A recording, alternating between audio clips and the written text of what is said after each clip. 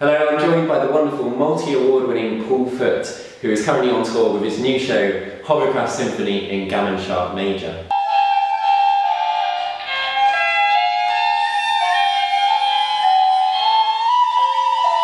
Paul, can you tell us a little bit about your new tour, what people can expect from the material? Well, the show title, as you correctly said, is unrelated to the content of the show. So people shouldn't come to the show expecting to find anything about the hovercraft or Gammon Major. That's just the key. Yeah, that's just the key. Okay. Gammon Major. There's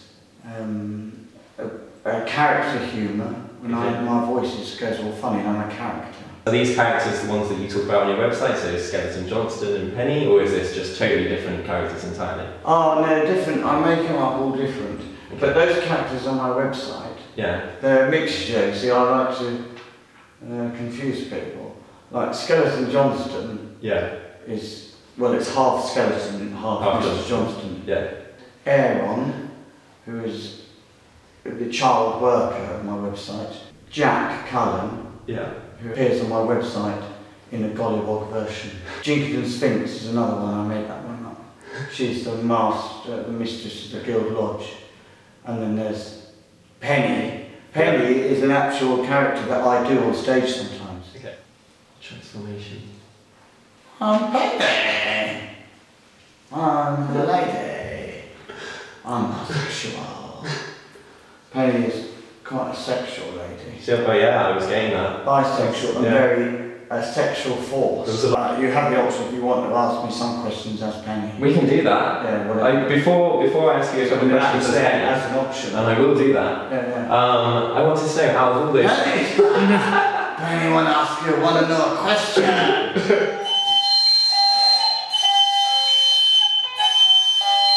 And of all of the characters that you've created in this amazing world, which would be your best friend? Which one would you hang out with, go down the pub with? Well, Penny is, of course, me with the mask. Yeah.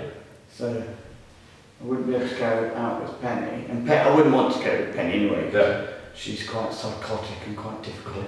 I think that my favourite would be Skeleton Johnston. Okay. Skeleton Johnston's brilliant. He's half skeleton, half Mr. Johnston, caught between life and death due to a freak accident with a pineapple.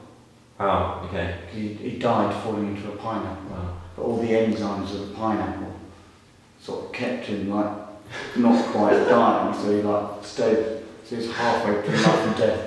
He's very wise. Okay. And an interesting man. So you'd be a good guy to go down the pub with. Yeah, but quite sad though, melancholy though. Yeah. Well, that's understandable, following the pineapple. Yeah, and also because all his friends are dead. Can I stroke your hair? Yes. Can we just... Oh, I hate it. Okay. Oh, I don't like that. Oh, I don't like that.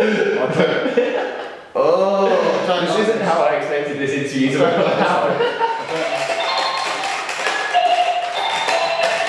And we wanted to know, you've got some beautiful, absolutely stunning piece of artwork behind here. Yeah, that one's called The Friendly Terrorist. The Friendly Terrorist. Can you tell us, so these are your disturbances, or some of the disturbances? Disturbances, because I have the disturbed thoughts on the other side. Okay, can you tell us a little bit about, choose one of these and tell us a little bit about it?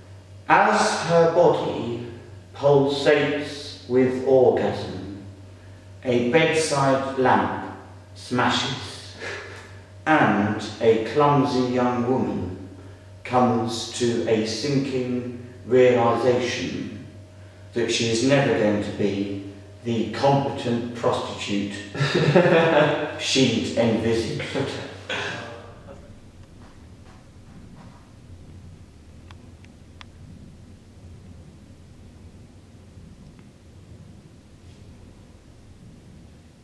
No!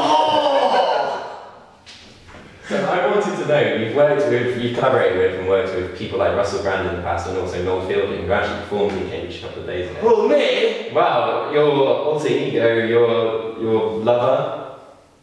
Lover? I don't want to cause rifts. I don't want to announce this on national TV. I'm not a lover with that man, Paul Foote. I wanted to know if there was anyone else in the world that Paul could work with. Anyone living or dead in the comedy scene, who would he love to work with, other than Noel and Russell? In the comedy scene?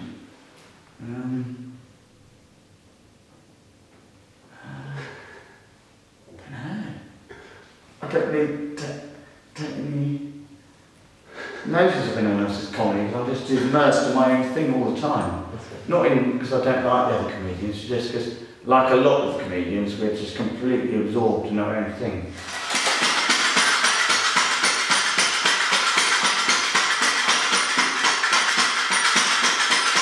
We've got a few quick fire questions for you now, a little bit of a test. So you've got 90 seconds on the clock. Here goes. Okay, so the Pope or the Queen?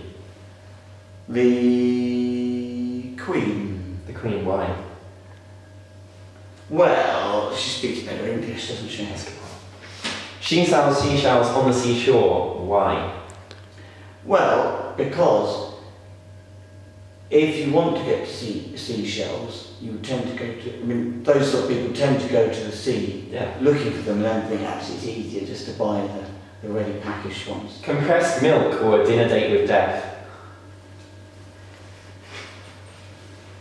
A dinner date with death! Dinner date!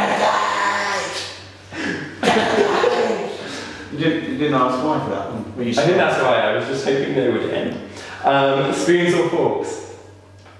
Sporks. Sporks, oh, good answer. And Silence of the Lambs, tell us more. Well, basically, there were a load of lambs that couldn't make a noise, they were mute lambs. And so they killed them all. Wow. Yeah. And it's pretty.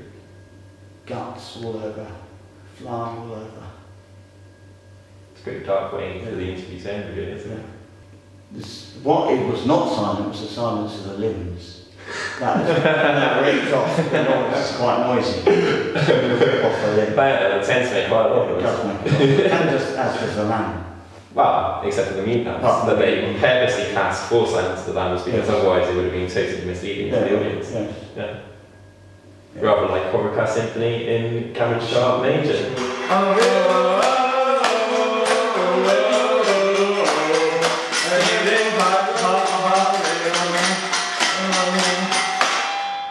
You can catch Paul on his new tour, Hovercraft Symphony in Gammon Major.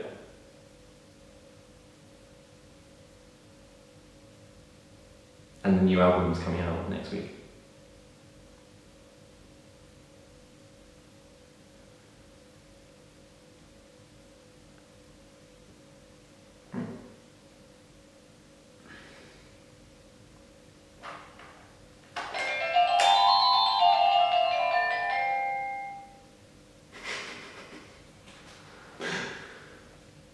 Yeah.